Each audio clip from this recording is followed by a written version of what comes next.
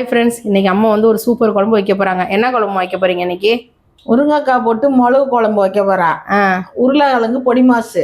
Okay okay. அதுக்கு தான் வந்து உருளைக்கிழங்கு வேக வச்சு ஆற வச்சு அப்புறம் உதுக்குறாங்க. ஃபர்ஸ்ட் குழம்புக்கு என்னென்னு சொல்லிடுங்கம்மா. நல்லா ஒரு எலுமிச்சை அளவு புளியை ஊற வச்சு கரைச்சி எடுத்துக்கோங்க. ஓகே. நான் கரைச்சி வச்சிருக்கேன். சரி. கரைச்ச புளியில மிளகு தூள் ஒரு ஸ்பூன் போட்டுக்கோங்க. சரி. மஞ்சத்தூள் ஒரு 1/4 ஸ்பூன் போட்டுக்கோங்க. மிளகாத்தூள் ஒரு 2 ஸ்பூனு. ஓகே. நல்லா ஃபுல் ஸ்பூனாகவே போட்டிருக்காங்க. ஓகே. போட்டுட்டு உப்பும் போட்டுக்குவோம். அதுக்கு தேவையான உப்பு. பூண்டு நல்லா ஒரு 5-6 பல்லு தட்டி போடுங்க. இந்த மாதிரி அப்போதான் குழம்பு நல்லா வாசமாக இருக்கும். தோலோட அதை கழுவிட்டு தோலோட தட்டி போடணும். அப்போ தான் வாசம் இருக்கும். தோலை உரிக்கக்கூடாது, வதக்கிறதுக்கு தான் உரிக்கணும். வதக்கிறதுக்கு அந்த மாதிரி உரிச்சு வச்சுக்கோங்க. இதுக்கு வந்து தட்டி போட்டுக்கணும் தோலோட.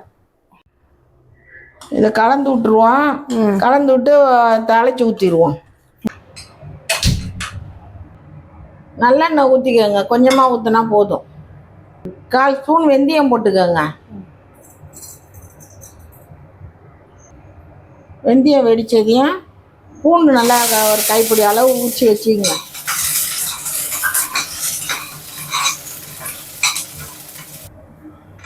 பூண்டு வதங்கிருச்சு. இப்போ தக்காளி ஒன்று சின்னதாக ஒன்றுன்னு போட்டுக்கோங்க.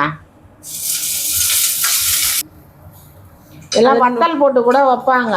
வத்தல் எல்லாம் வத்தல் வத்தை, கத்திரி வத்தை, கொத்தரை வத்தை இதெல்லாம் போட்டு. நான் முருங்கைக்காய் போட்டு தான் வைக்க போகிறேன். முருங்கைக்காய் நிறையா கிடச்சிச்சு, அதனால இப்படி வைக்கிறேன். சரி சரி சரி. இப்போ வதங்கிருச்சு. குழம்பு எடுத்து ஊற்றிடலாம். ஓகே.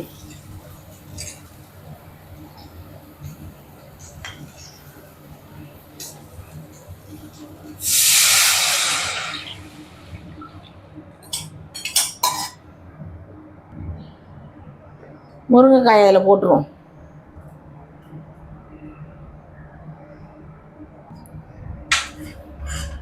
இல்லை உப்பு உரப்பு புளிப்புலாம் இப்பயே பார்த்துக்கிட்டு வேணும்னா பத்தலைன்னா போட்டுக்கலாம்.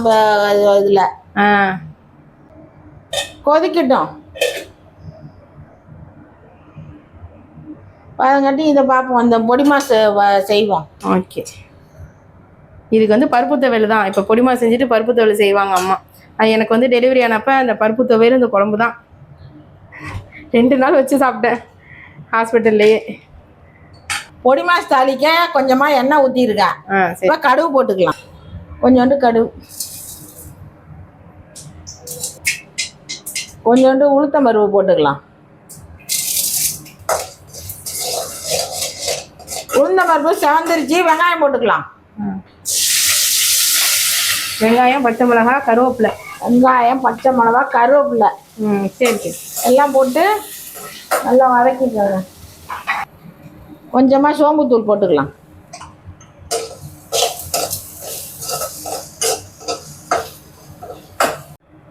நல்லா வதங்கிடுச்சு.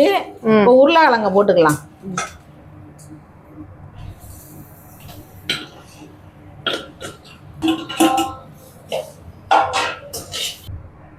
கொஞ்சம் உப்பு போட்டுக்கலாம்.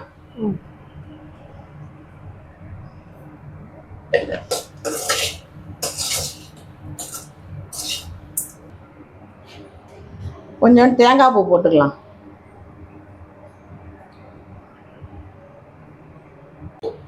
நல்லா கலந்து விட்டுக்கலாம். தேங்காய் இதெல்லாம் ஒன்றா வர மாதிரி.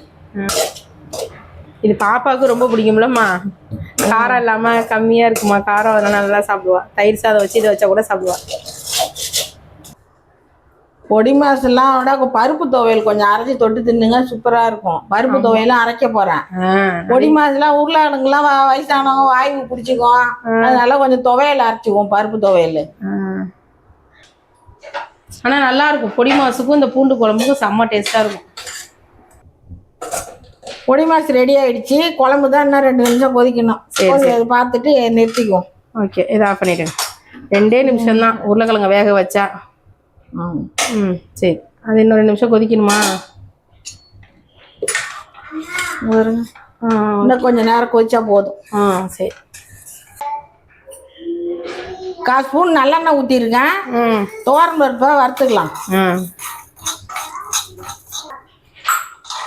ரசத்துக்கும் சூப்பராக இருக்கும் இந்த துவையல். சாதத்தில் பிடிச்சி சாப்பிடவும் எனக்கு பிடிக்குமா, நான் அடிக்கடி செய்வேன், சாப்பிடுவேன்ல, நல்லாயிருக்கும், டேஸ்ட்டாக இருக்கும். சாதத்தில் கொஞ்சமாக நல்லெண்ணெய் ஊற்றி இந்த துவையலை போட்டு பிடிச்சி சாப்பிட்டோம்னா நல்லாயிருக்கும். பொட்டுக்கடலை துவையல் அரைப்பாங்க, பருப்பு துவையல் அரைப்பாங்க, பாசி கடலை பயிர் துவையல் கூட அரைப்பாங்க. கடலை துவையல் பாசி பயிர் வச்சு கூட துவையல் அரைக்கலாம். நல்லா இருக்கும். கடலை துவையல் சூப்பராக இருக்கும் ரசத்துக்கு. இதை ஆற வச்சு மிளகாலாம் பூண்டுலாம் போட்டு அரைச்சிடலாம், துவையல் அரைக்கலாம். சரி, நாங்கள் ஆற வச்சுட்டு வந்துடுறேன். குழம்பு ரெடி ஆகிடுச்சான்னு பார்ப்போம். திக்காயிடுச்சு, கரெக்டாக திக்காயிடுச்சு. நல்லா கன்சிஸ்டன்சியில். ஓகே, நல்லா வாசமாக இருக்கு. வாசமாக முருங்கைக்காய் மிளகு குழம்பு ரெடி. முருங்கைக்காய் தான் இந்த குழம்புக்கு ஒரு தனி டேஸ்ட் கொடுக்கறது, வாசம் கொடுக்கறது எல்லாமே. முருங்கைக்காய் சீசனில் இது செஞ்சோம்னா தான் நல்லாயிருக்கும். இப்போ சீசன் தாம்மா முருங்கைக்காய் சீசனு. ஆமாம் ஆமாம். சரி, ஆஃப் பண்ணலாமா? ஆஃப் பண்ணிடலாம். இது ஆறிடுச்சு. கொஞ்சோண்டு தேங்காய், அந்த இதுக்கு பொடி மாசுக்கு நுணுக்குன தேங்காய் இருக்கு. இவ்வளோதான் தேங்காய், கொஞ்சமாக ஒரு இல்லாட்டி இங்கே அந்த ஒரு பத்தையில 1/4 எடுத்துக்கோங்க, அது போதும். அது நுணுக்குனதை கொஞ்சம் வச்சுக்கிட்டாங்க அம்மா. அதுலேயே அள்ளி போட்டுக்கலாம். அதை 2 வரமிளகா, பூண்டு 2 பல்லு தான், அதை கழுவிட்டு தோலோட போட்டுக்கோங்க. ஓகே, 2 வரமிளகா, 2 பல்லு பூண்டு, கொஞ்சமாக துவரம்பருப்பு, கொஞ்சம் தேங்காய். இதை நல்லா குறைன்னு அரைச்சிட்டு வந்துடுவாங்க. குறைன்னு இருந்தால் தான் நல்லாயிருக்கும். இதை அரைச்சிட்டு வந்துடலாம். அரைச்சிட்டு வந்தாச்சு. கொஞ்சம் குறைன்னு அரைக்கணும். அதான் முதலே சொன்னேன், நல்லா குறைன்னு இருந்தால் தான் நல்லாயிருக்கும் அந்த துவையல் சாப்பிட்றதுக்கு. திங்கும் போது நரன்னு இருக்கணும், அப்போதான் டேஸ்ட்டாக இருக்கும். மைய அரைச்சிட்டிங்கன்னா ஒரு மாதிரி மருந்து வாசம் அடிக்கிற மாதிரி இருக்கும். ஆமாம், எல்லாமே ரெடி ஆயிடுச்சம்மா? எல்லாம் ரெடி ஆயிடுச்சு, சாப்பிட வேண்டியதுதான். குழம்பு முருங்கைக்காய் மிளகு குழம்பு வச்சு பொடி மாஸ் பண்ணி, உருளைக்கிழங்கு பொடி மாஸ் பண்ணி பருப்பு துவையல் அரைச்சிருக்கேன். சூப்பராக காம்பினேஷன்ஸ் நல்லா இருக்கும். எல்லாரும் செஞ்சு பார்த்துட்டு எப்படி இருந்ததுன்னு கமெண்ட்ல சொல்லுங்க.